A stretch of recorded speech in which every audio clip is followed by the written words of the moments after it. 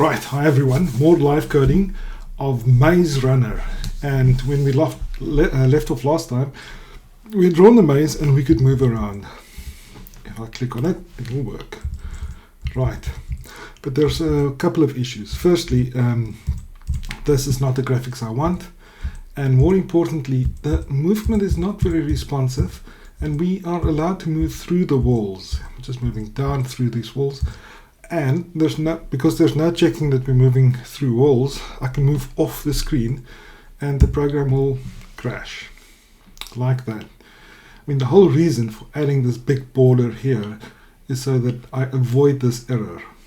But now I'm trying to move into this border. It's trying to display a column that does not exist in my maze array, and that's why I get this index out of bounds error. So today I'm going to first fix the graphics just to motivate us a little, and then we'll start fixing the movement. Okay, right, so let's see. At the moment we are just drawing, let's hide this, don't need to be reminded. We're just drawing blocks with filled square. And I want to create some nice graphics. So here in my assets, I'm going to add a few sprites that I found on the internet, and I will give the appropriate credits down below this video, because it's very important when we use other people's work to acknowledge their work. And it's illegal to use copyrighted material, or even if it's free, and these sprites are, I still have to acknowledge the source. So I'm going to import from my file system, and this is somewhere on my computer, doesn't really matter where, and there's a lot of them, but I'll just take all of them. I think that should work. I'll just check. Yes.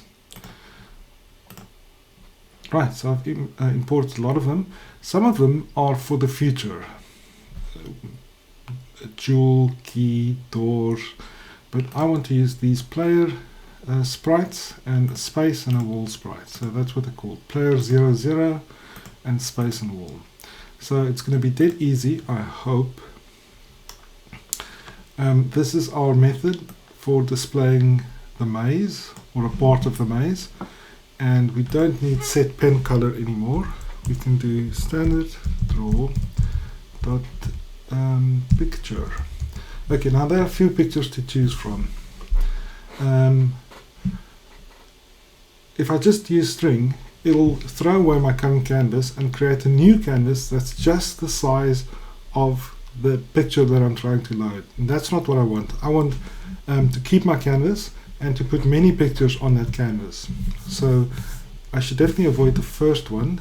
I also want to resize the sprites because they're pretty small. I can show you, well, let me show you the sprites. Let's take a wall. So it's tiny, it's 16 by 16. And the size for my maze was 60, but I will change that to 64, and that means I have to resize them. So I want to use this version. These other versions draw it without resizing, draw it and rotate it, but in the original size, and this one does rotation, rescaling, both. But I just want that. So my X and my Y is the same as the center of my square. Copy that in here. The string is the name of the file I want to load, and that's assets wall.png. This is going to be long, so in fact, I can probably make this neater. Let's do that. I can calculate the X and the Y, where the center. So the center X is this coordinate. Copy and paste. and the center Y is this coordinate. Copy and paste. So these can all change to center X, center Y. And the width, I want the width and height to be my size, but graphics look nicer if you double them in size, make them 4 times the size, or make them half the size. Size is at the moment 60, and the size of the wall is 16 pixels, and 16 does not divide into 60, but it does divide into 64. So I'm going to change size to be 64. That'll make my canvas a little bigger, but that's not a bad thing. And I'm going to delete these codes. Okay, right. And the space is called space, and the player is called player. It's down here, and it's at a different coordinate. Okay, so I can't use CX and CY. I have to use these coordinates. Let me first change this to player 0, 0. I have to use these coordinates. Once again, a little ugly, but it's fine. Right, one more thing. I have a for loop that goes row by row. For each row, I have another for loop that goes column by column through that row. For each of these positions, I calculate the center, the x coordinate, which is the center of the block I want to draw, and that depends on column, and that'll change every single time I go through this inner loop. But the outer loop, the CY, depends on R. So I don't have to recalculate this every time in the inner loop. R only changes when the inner loop is finished. So I'm going to move this up here. So I'm at a new row, calculate the Y coordinate for this row, the center of the pictures in this row, and then for each column, C goes from 0 to 6, calculate the center of the X coordinate in the center. Okay, right. So I think this, I didn't change, well, I'll still draw a red square if there's something funny going on in the maze. This can stay, but I can replace this by CX and CY. Okay, let's see if this works. Let's just have a look again. I use picture, CX, CY, name of the file, size, width and height, and CX, CY. Okay, I think it's all correct. Right, let's see what happens. Did I? Yeah. Yeah.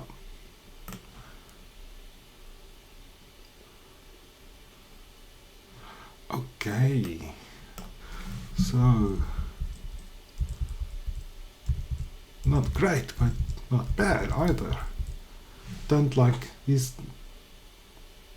sprites, obviously don't mix well together, but they're not all bad. So I think I do like this. Okay, but now I've got to fix walking through the walls. Clearly that's the issue. And it's also not responsive enough, but we're getting there, we're getting there. Right, let's fix the movement. I've got 10 minutes left. So here is the main function, the main method.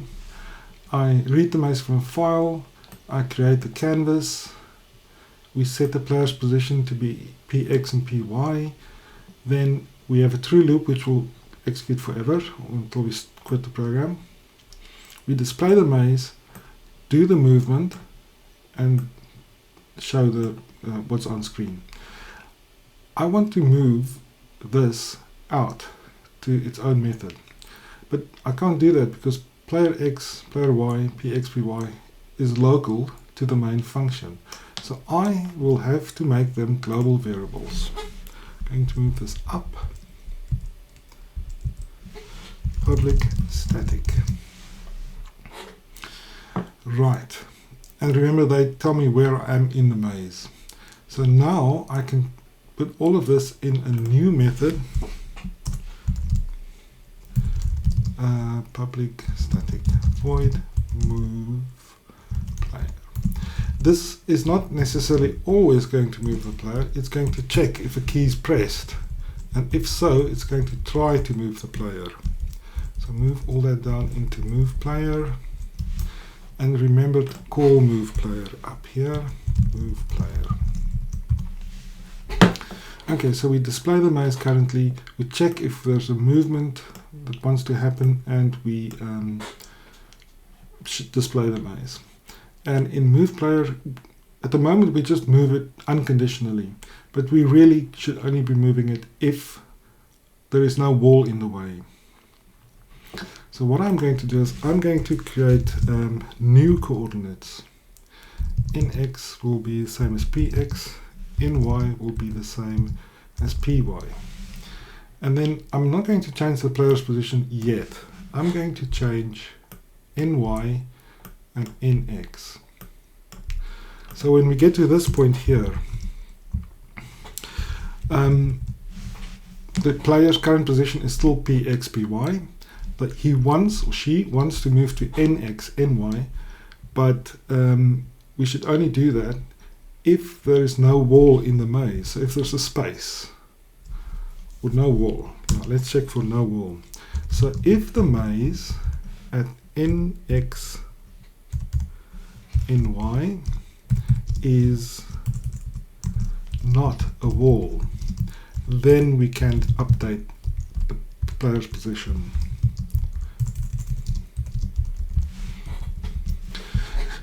And otherwise, px and py stay what they are. If there is a wall, we don't move into it, they stay as they are. Okay, let's see if this will prevent us from walking through the walls. Okay, here we go. I'm going to press down.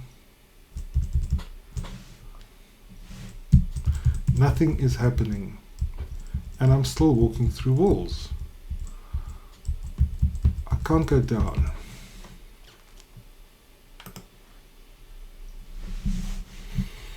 Now, what have I done wrong?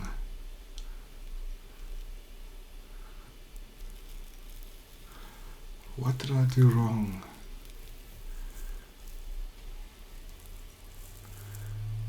Nx and ny start out correctly, and oh no, so I made a terrible mistake.